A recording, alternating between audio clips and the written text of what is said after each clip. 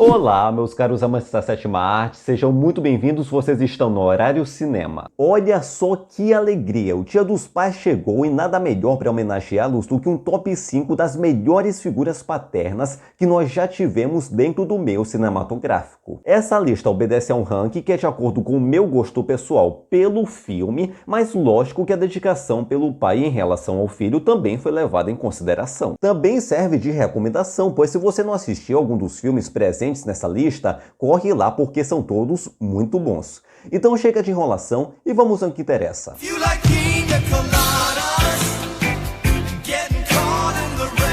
E só para avisar que animações ficarão de fora, senão o Marlin de Procurando Nemo e o Mufasa de O Rei Leão teriam entrado. Em quinto lugar, Daniel Hillard, do filme Uma Babá Quase Perfeita, de 1993. Após perder o emprego e ser expulso de casa, um pai divorciado tem uma ideia inusitada para passar mais tempo com os filhos, que é se vestir como uma senhora de terceira idade e conseguir um emprego como babá. Esse filme tem vários méritos, mas tem um que mais se destaca: Robin Williams na sua melhor forma. A postura divertida, gozada, bem-humorada e brincalhona do ator se faz presente à medida que traz um ar sério e preocupante quando lhe é exigido. Talvez pela vergonha de ter se separado da esposa para só assim ter se dado conta do quão distante era da sua família. O personagem infantil, imaturo, irresponsável, e talvez essa tenha sido uma decisão inteligente do roteiro, ao estabelecer ele como um ser humano cheio de falhas ao invés de um senhor perfeitinho. Isso não só contribui para torná-lo humano, mas também o coloca na torcida do espectador, pois você vê que ele quer sim melhorar. Afinal, quantos pais você conhece que se vestiriam de vovózona só para poder ver os filhos com mais frequência? Além disso, o filme é muito divertido, utilizando o exagero com aquele time cômico para poder tornar a situação inverossímil, claro, mas engraçado bastante para poder arrancar aquele sorrisinho no rosto. A cena dele pegando fogo enquanto faz o jantar é maravilhosa. Em quarto lugar, John Kay, do filme Um Ato de Coragem, de 2002. John é um pai de família que se encontra em uma situação delicada após descobrir que seu filho está doente e precisa com urgência de um transplante de coração. Como não tem condições de pagar pela cirurgia, além de possuir um plano de saúde incapaz de cobrir os gastos do hospital, ele decide, numa tentativa de desespero, tomar como refém todos que estão presentes no setor de emergência para que o seu filho tenha alguma chance de sobreviver. Por mais que as ações do personagem sejam de fato reprováveis, o que não equivale à intenção, ainda assim é difícil você não se colocar no lugar dele. Lógico que boa parte disso se deve ao carisma insano do Denzel Washington, que tem aqui um dos melhores papéis da sua carreira. A verdade que ele entrega na cena onde ele está conversando com o filho é absurda.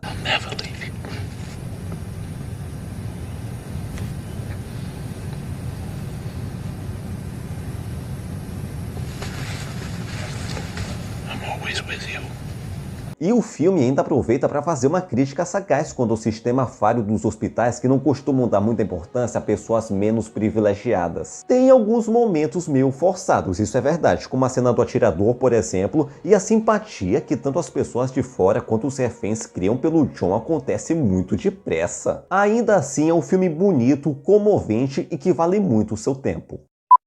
Brian Mills, do filme Busca Implacável, de 2008. Brian é o ex-agente do governo que tem sua filha raptada por traficantes de escravas sexuais. Como ele está num país estrangeiro e as forças policiais são tanto ineficazes, caberá a ele resolver os assuntos por conta própria. Liam Neeson é um dos grandes astros de filmes de ação. Apesar de vender a aparência de um coroa nos seus 40, 50 anos de idade, o ator não perde aquela postura imponente, uma seriedade no olhar que nas mãos de um ator inferior poderia ter sido completamente esquecível. E o personagem dele tem tudo para estar nessa lista. Imagina só, o cara mata meio mundo, nesse caso meia Paris, para tentar salvar a filha. Esse filme tá longe de ser inovador, você já sabe de tudo o que vai acontecer, porém até uma premissa tão genérica pode render algo muito promissor quanto nas mãos certas. Quem aí não se lembra da cena do telefonema? I will look for you. I will find you. And I will kill you.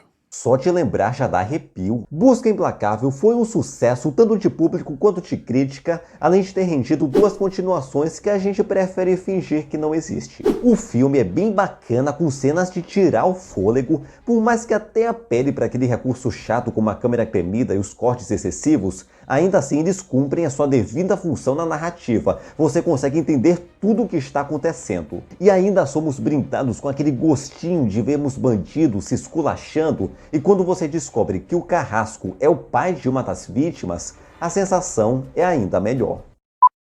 Chris Gardner no filme A Procura da Felicidade de 2006. Chris está desempregado e precisa cuidar do seu filho de 5 anos, então aceita um trabalho como estagiário em uma empresa de negócios. Só tem um problema, o estágio é não remunerado. Então ele enfrenta uma luta para conseguir o cargo até o fim do prazo, à medida que as coisas só vão piorando. A Procura da Felicidade é um filme lindo que consagrou Will Smith como um dos grandes atores de sua geração. Aqui ele nos oferece uma composição contida, mas que combina perfeitamente com o seu personagem. Afinal, ele não pode demonstrar insegurança ou fraqueza na frente do filho, mas dá pra ver cansaço nos olhos do cara, da mesma forma a sua esperança sendo gradativamente destruída à medida que a sujeira vai ficando cada vez mais difícil de limpar. A química da dupla é o que sustenta o filme. Comovente é pouco para o que nós vemos em tela. Pudera, né, se levarmos em consideração que são ambos pai e filho na vida real, o filme traz lições importantes para o espectador,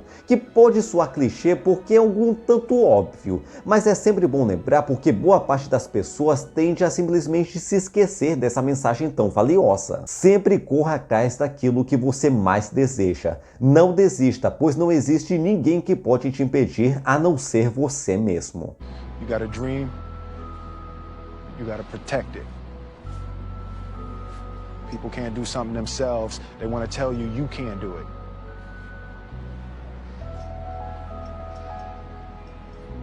You want something, go get it.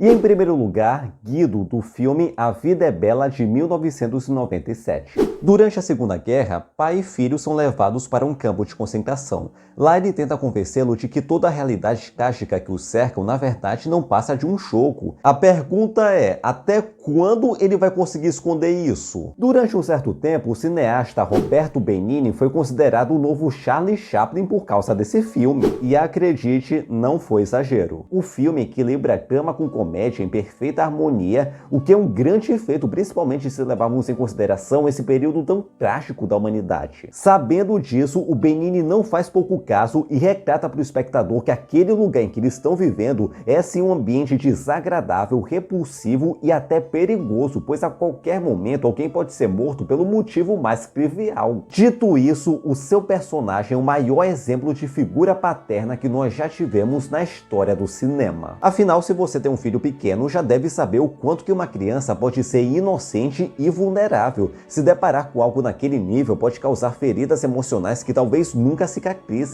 O personagem do Benigni jamais perde a compostura e sempre bota a segurança do filho em primeiro lugar, além de passar o ensinamento de que a vida sempre deve ser aproveitada da melhor forma possível, independente da situação. Se você não chorou com o final desse filme, te recomendo um psiquiatra ou um exorcista.